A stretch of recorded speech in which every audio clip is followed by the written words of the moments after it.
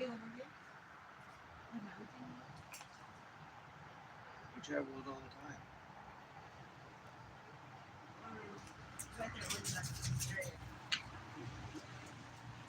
Come on, mommy, get. Oh, if we're gonna go anywhere, we'll take a Suburban.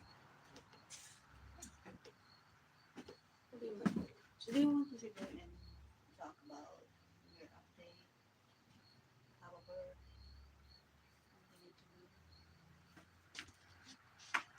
What the hell? This is supposed to be a clean shirt. get in, buddy. Come on, shoot. Go.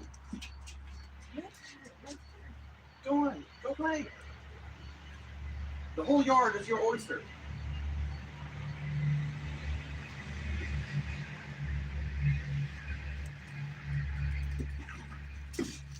Here, let me help you get the point. Oh, he's not, you know.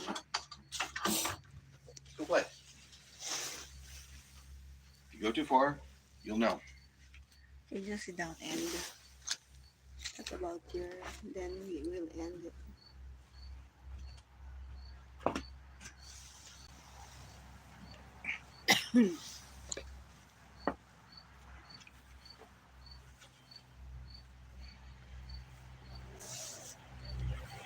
Not a whole lot of space to sit.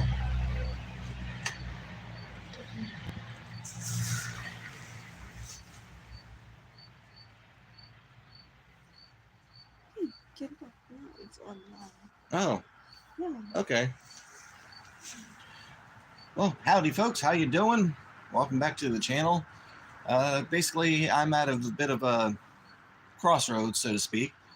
You know, as far as updates for the cab over, I don't really have too much, just due to the fact that, you know, it's only a few little nipshit things to basically fix it enough to be using it again. You know, all I got to do right now is figure out why it's not putting out the power for the marker lights on the trailer.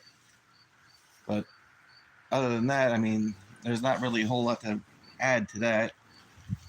And then I got my Studebaker, my Corvair, my Sterling GT, and my Corvette to work on, as well as that low thing there that you see way in the background. Let me see if I can, there we go, that right there. And like I said, I'm at a crossroads as to what to do, so I'm going to leave it up to you. As you now know, I have a Corvette, Sterling GT, Corvair, that little golf cart thingamabob, and my Studebaker. I'm not sure if I said that for the second time, but either way, you know, I got these different options, you know, with things to work on and things to do that needs to be done. But again, you know, time and money constraints as to when I can get to it. You know, because I still got to provide for my family, and you know, I still got to try to bring out videos for you guys. So put down in the comments what you would like to see. You know, if you want the Studebaker, the GT, the Corvair, golf cart, the Corvette, let me know. And that's the one I'll focus on next.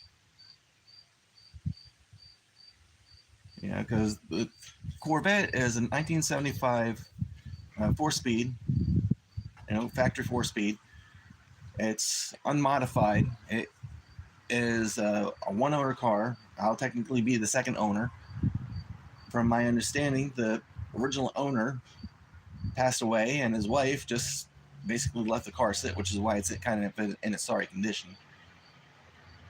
And then I got the car after another individual who got it and did nothing with it. And the mini Jeep that I have on my channel is what I traded for the Corvette. Honestly, I got the better deal, in my personal opinion, just due to the fact that I started looking up parts for the mini Jeep just in case anything were to happen. And everywhere I looked online, I could not find parts for it. I could find stuff for the motor just because of the fact that it's a fairly universal, cheap Chinese motor. But beyond that, like brakes, tires, bearings, and things of that nature, and if I was to break it, I could not find. So the Jeep had to go. Awesome Jeep, don't get me wrong. And if they were to start actually, making parts available to where if you were to break the damn thing, that you can get the parts for it, then by all means, I'd definitely get another one. But considering the fact that I'm not a very rich man, and I already have a hard enough time finding parts just for the Studebaker alone, let alone my GT, my Sterling GT. It's already more than enough that I really don't want to get another vehicle that I'm going to have a hard time finding rare parts. I got many different options, many different ways to take these things. I'm still trying to decide whether I want to put in an LS engine for the Corvette, or keep the original and just have it rebuilt into a 383 stroker. I also got a 430 or 420 Buick engine in the garage. No, 430. It's a 430, sorry. So I got an old 430 Buick engine in the garage there that I was also considering on dropping into the Corvette as well. But finding the proper bell housing to go from that engine to the transmission is a bit of a daunting task. I still have yet to find that. And then as far as the GT goes, what I'm going to be doing with that, rather than doing the standard Volkswagen Beetle engine, I'm still going to keep the transaxle assembly as far as the transmission goes, but I found a couple different places where I can get engine adapters where I can basically put in just about anything I want onto that. And what I was thinking of doing was keeping it, the whole air-cooled assembly and just going with the Corvair engine. Because, the Volkswagen Beetle engines, they don't have a whole lot of horsepower. And whereas with the, I think it's like, one of the better higher powered engines are like a 45 horsepower engine. Don't quite quote me on that. It's been a while since I've researched it, but either way, it's not a whole lot of horsepower. And then to get the ones that, you can do 10-second quarter mile, well, that costs money that I don't have, as well as technical knowledge that I do not have.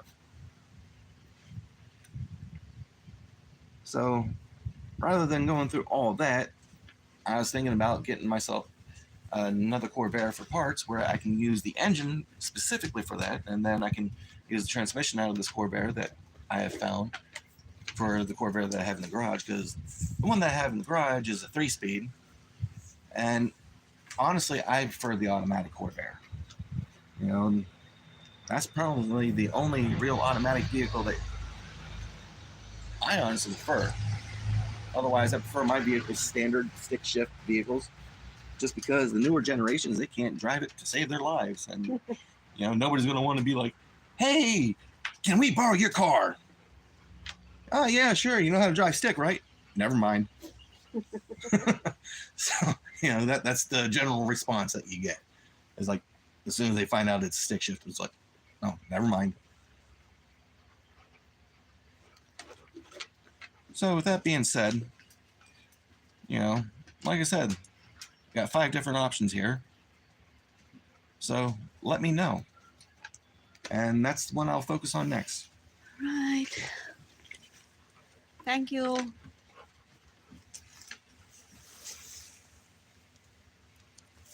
We're done recording.